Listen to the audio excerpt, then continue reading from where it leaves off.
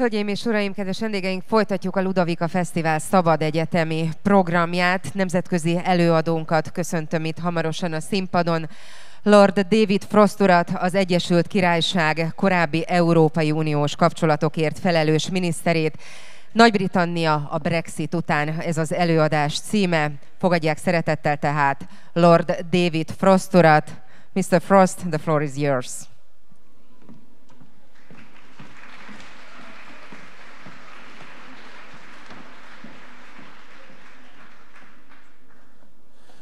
Thank you very much. Thank you to the Ludovika University for having me today and asking me to speak. It's a great honor. I'm sorry I have to do so in English, as my Hungarian is a little rusty, but I appreciate you taking the trouble to listen. Now, as was just said, I was a minister in the UK government during the Brexit period. I'm still a member of the UK Parliament, the Upper House, the House of Lords, and today actually in Britain is a special day.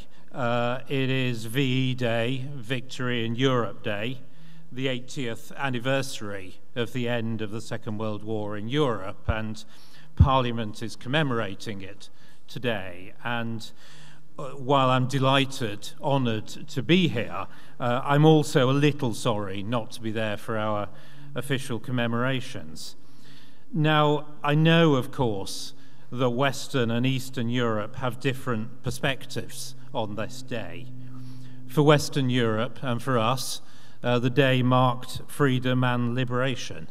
But here, and for much of Central and Eastern Europe, of course, it meant the end of one tyranny and the beginning of another.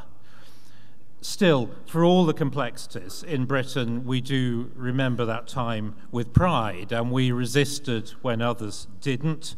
We stood alone, we lost the empire, we bankrupted ourselves, but we still believe we stood and saved Western civilization from a terrible darkness. And that was, we believe, our finest hour. Now, I mention this not only because I'm proud of it, not only because it's the day to mention it today, but I mention it because it's relevant to what I'm going to say, because it speaks to something deep, I think, in Britain's nature as a country, a willingness to take a different path, even when others are heading in a different direction. And it's been true many times before in British history, when we broke from Rome in the Reformation in the 16th century, when we stood against Napoleon in the 19th century. And it underlay our refusal to join the early stages of European integration in the 1950s and 1960s, and it underlay eventually our having joined, our readiness to leave it and to find another way.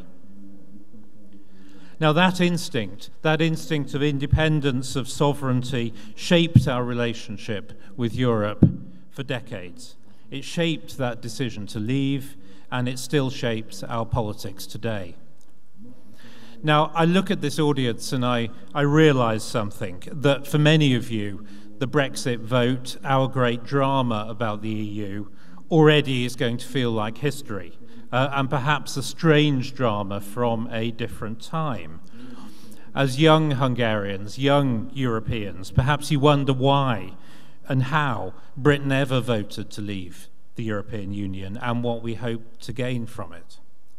So I want to explain what happened, to look back briefly, explain how we got to this point, say, second, why I think leaving the EU has been a success for us, and then look forward. I want to suggest that the political turbulence in Britain is not yet over, and I want to have a few thoughts about what it may mean for you here in Hungary.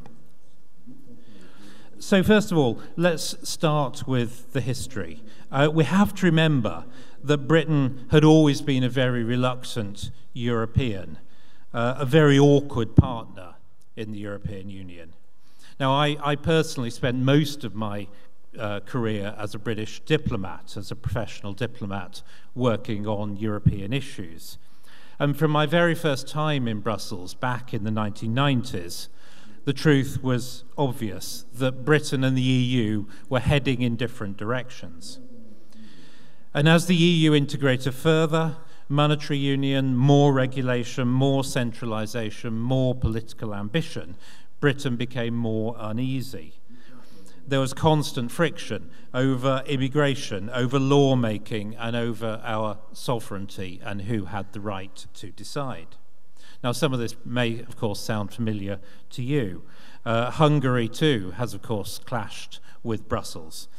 And just as in Hungary, the tensions in Britain have fed directly into our national politics. So over 10 years ago now, in 2013, the then Prime Minister David Cameron promised a referendum. He said that if he won the 2015 election, the British people would have their say. And I think somewhat to his own surprise, he did win. He had to have the referendum. And to the shock of the entire British establishment, and him, I think personally, the people voted to leave by 52 to 48%. Narrow, but clear. So what followed? 4 years of constitutional turbulence and political infighting followed. Britain's politics, normally so stable, were shaken to the core. Parliament was paralysed. The old party lines broke down, and the constitution itself came under great strain. Amidst all this chaos, in 2019, Boris Johnson became Prime Minister with a mandate to get the Brexit job done. And that's where I personally came in. As I said, I'd spent most of my life as a diplomat, and at the time of the referendum, I wasn't even in government at all. I was running a trade association. But Boris asked me to come back, and I joined him in number 10. And at that point, I became, happily, only briefly, one of the best-known people in Britain as I took on the job as chief negotiator with the European Union. It wasn't a job I'd particularly expected or indeed wanted, but it was one I took on with determination.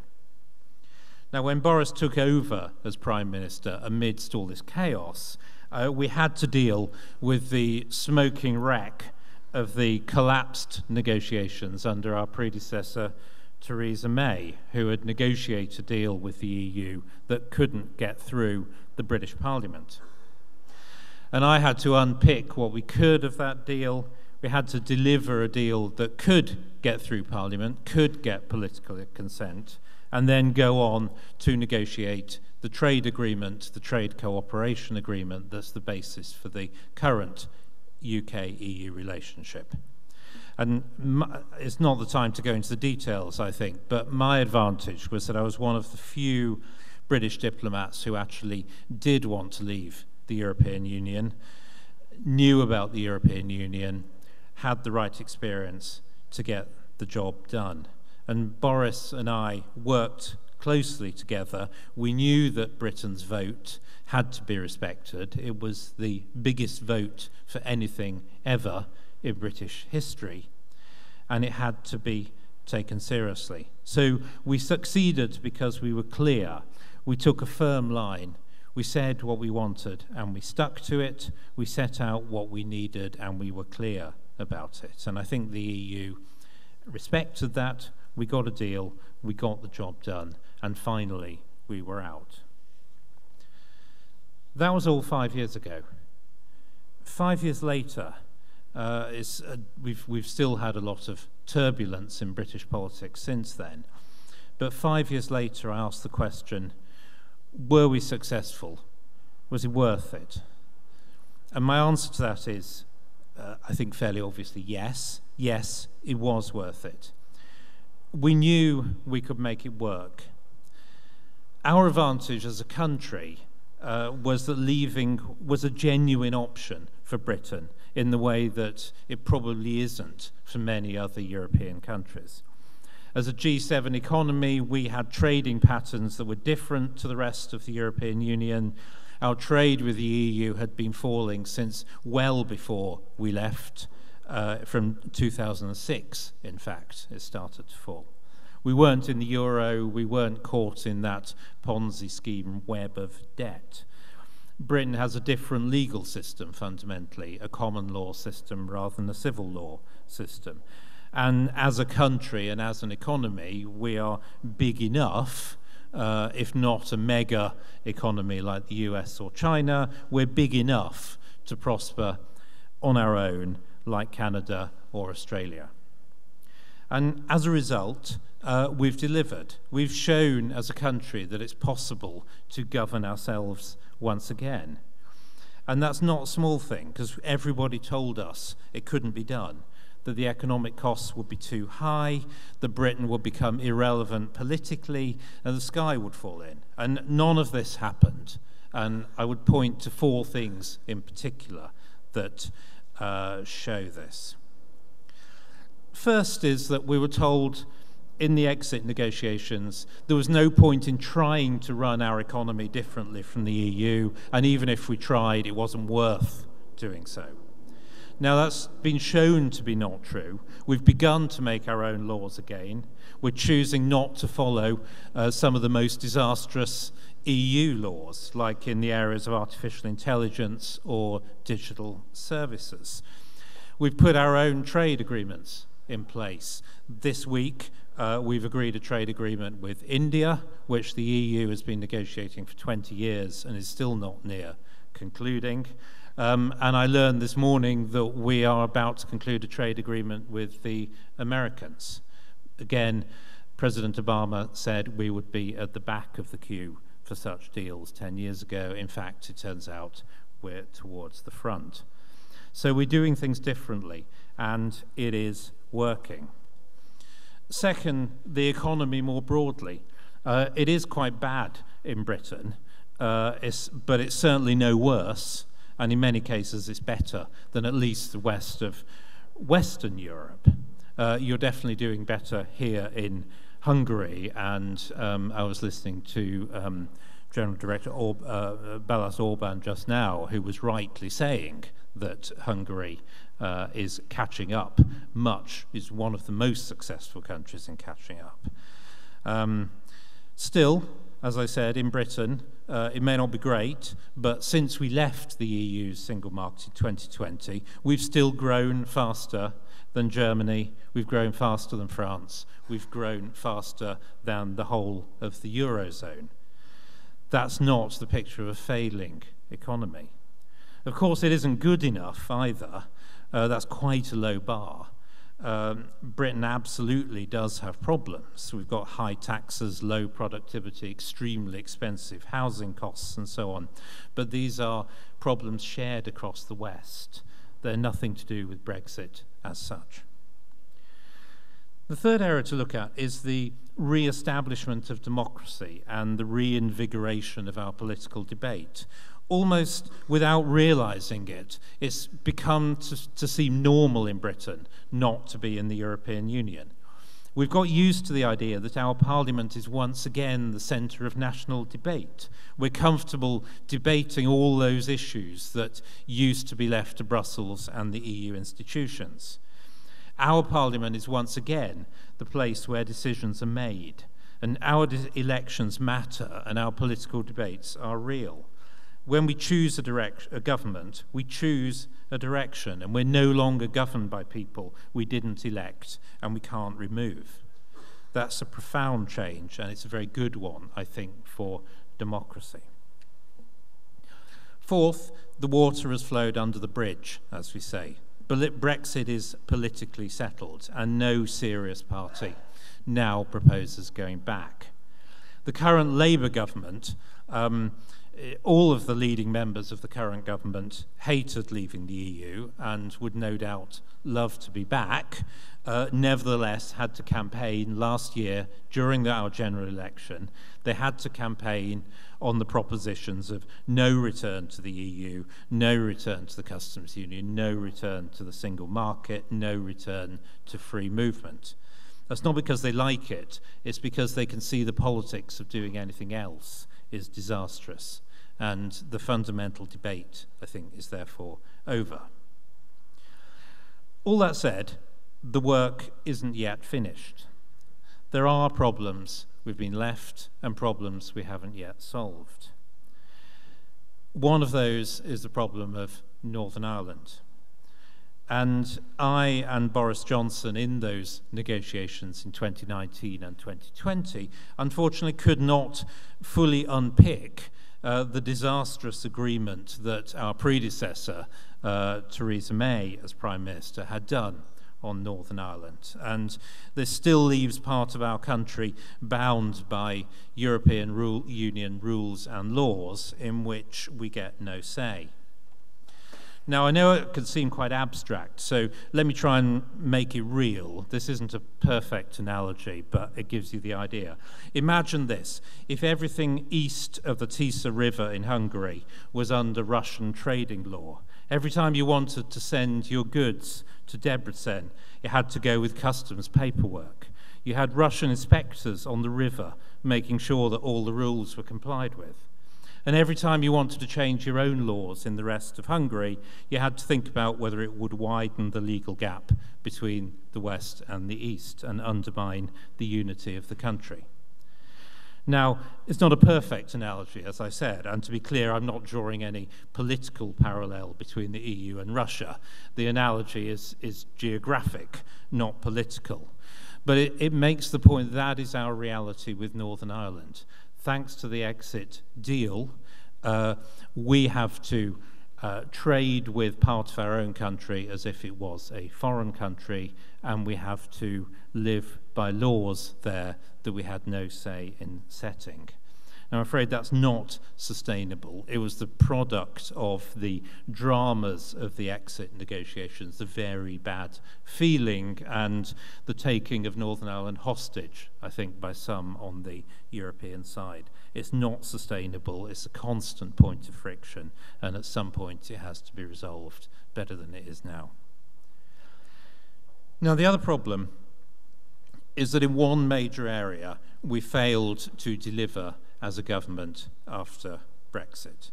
And this takes me into the third area I want to explore, the reality, as I said at the start, that British politics isn't back to normal and further change is coming. So that area where we failed to deliver is on immigration.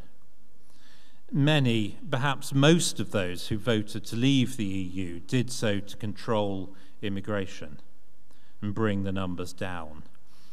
Instead, we've lost control again, and not to Brussels, but to our own political class. To give you some sense of the problem, since we left the EU's economic area and ended free movement 4.5 years ago, net migration to the UK has been about 2.5 million people. The number of people who actually came to Britain, that is before subtracting those who some might think wisely chose to leave, is over 3.5 million. That means that 1 in every 20 people in Britain arrived in the country in the last 4 years. When we left the European Union, 40% of London's population had been born outside Britain. That figure is probably closer to half now. And it will go up further, because under this Labour government, probably another 1.5 to 2 million people are predicted to arrive before we have the next general election.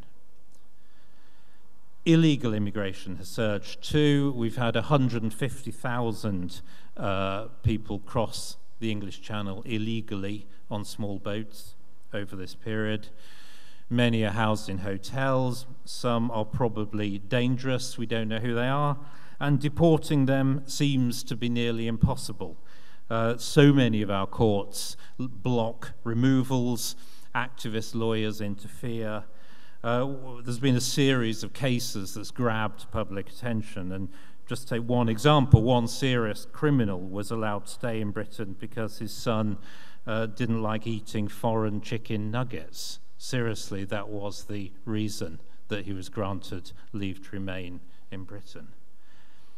For the first time, as a result of all of this, we're seeing the rise of ethnic politics in Britain. For the first time, we've got Muslim MPs elected on explicitly sectarian grounds, not as part of one of the major parties. We're beginning to see, in my view, and I'm very worried about it, the beginning of a backlash amongst white and English voters. Now, this is all really dangerous, really divisive, and I'm afraid entirely predictable when you have such high numbers of people coming. Now, all this underlines, in my view anyway, the wisdom of the approach you've taken here in Hungary to controlling immigration and limiting refugee arrivals. Unfortunately, we've taken a very different approach, and as a result, immigration is now the biggest single issue by a long way in British politics. It's why leaving the ECHR, the European Convention on Human Rights, overriding or leaving UN conventions on migration, all of this has become mainstream politics in Britain. And certainly for many, and I would include myself in that, for many, it seems to be the only way of taking back actual control before these problems get even worse. Now, this is why a lot of people in Britain are angry about the state of the nation and about their politics. And it's why we're seeing new political forces arise in Britain. And it's why I think further political turbulence is unfortunately inevitable. We got a first taste of this in the regional elections last week, when the new party on the right, the Reform UK, led by Nigel Farage, who was one of our most prominent Leave campaigners, this new party blew away both the Conservatives, the traditional party on the right, and the governing Labour Party on the left, and came comfortably top of the polling, twice the vote of the Conservatives. Now, there's a simple reason for this, and it's that, in my view, people want things to change in Britain.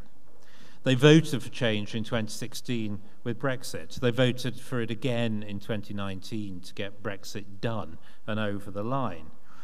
In 2024, they regarded the Conservative government as having failed, and they voted Labour hoping for things to be different for change again. And they have been rapidly disappointed, and Labour has collapsed in the polling.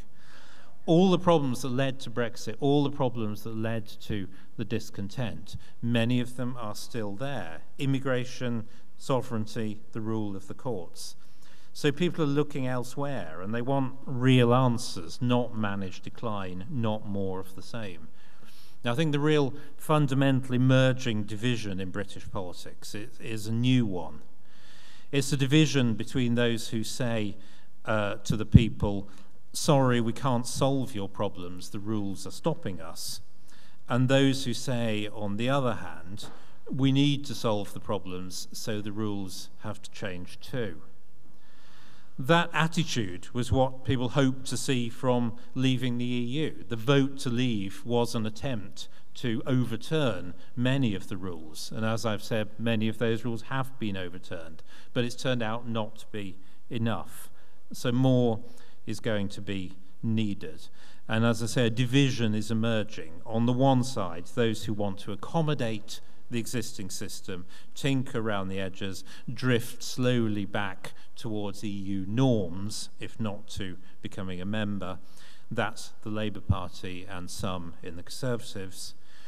On the other side, those who want real change, to take back control fully, to leave the European Convention on Human Rights, to rewrite our own human rights law, to repeal diversity rules, cut and get rid of the madness of the net zero policy, strip back judicial activism, fix immigration for good.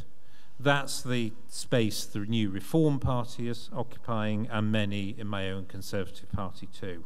And I think it's beginning to resonate, and that's why I think big changes are still to come.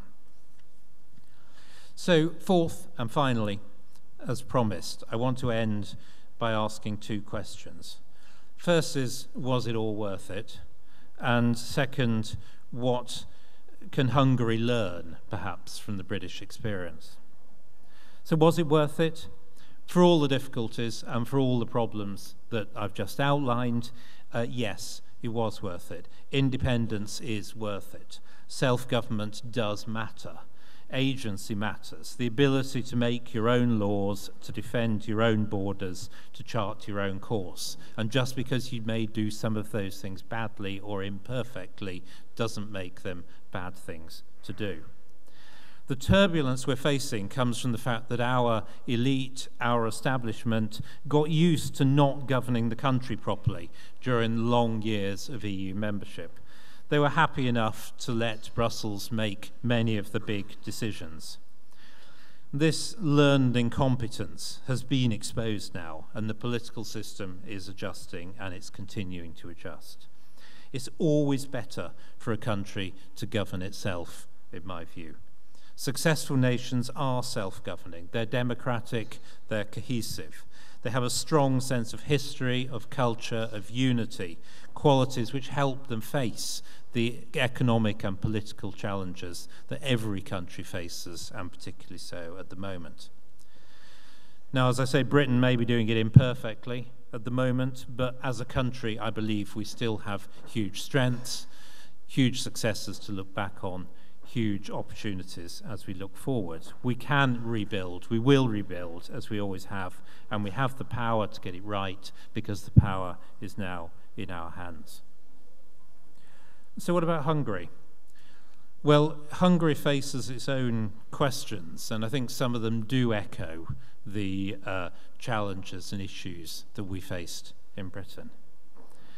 As I said, we've learned one thing from you, at least I hope we're going to learn it in the next few years, which is that borders and migration and national unity and identity really do matter. And protecting and controlling these things really does make a difference in a country.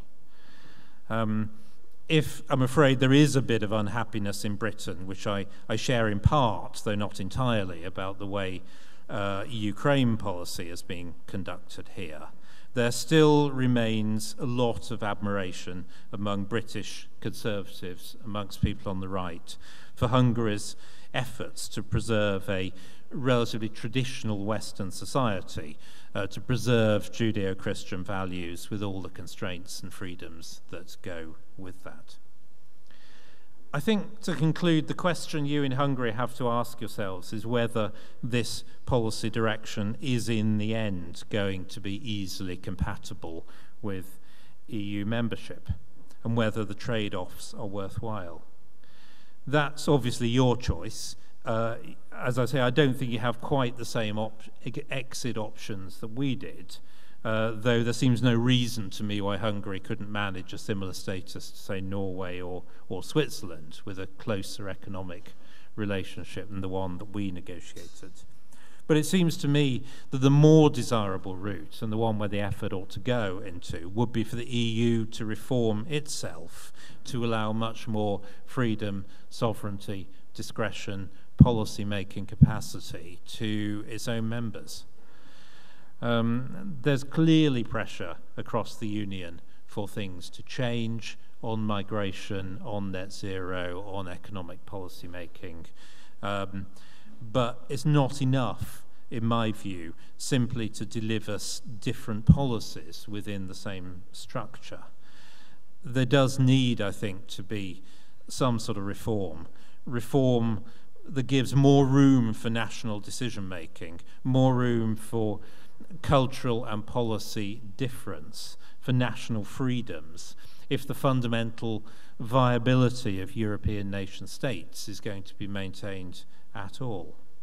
Now, that's a big ask. Britain, when we were a member, constantly advocated this sort of thing and constantly failed to deliver it, and that's one of the reasons why we ended up leaving. But conditions are different now. The world is changing. The challenges that are faced are different. And I do think this is something that Europeans have to face up with. Otherwise, European conservatives, those of you on the right, will eventually find themselves stuck in a political construct which by design is going to stop you fulfilling conservative goals. And I think the sooner those of you who are on the right face up to that, the better. Changing things is, after all, a major task, and if anyone's learned that, we've learned it in Britain over the last decade or so. It'll be the same in the EU too. It took the EU 70 years to get to the point that it now is, and it will take a long time if it's going to change direction.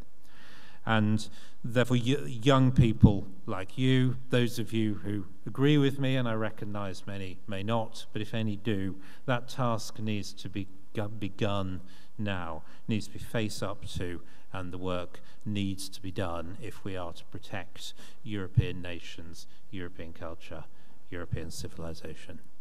Thank you very much.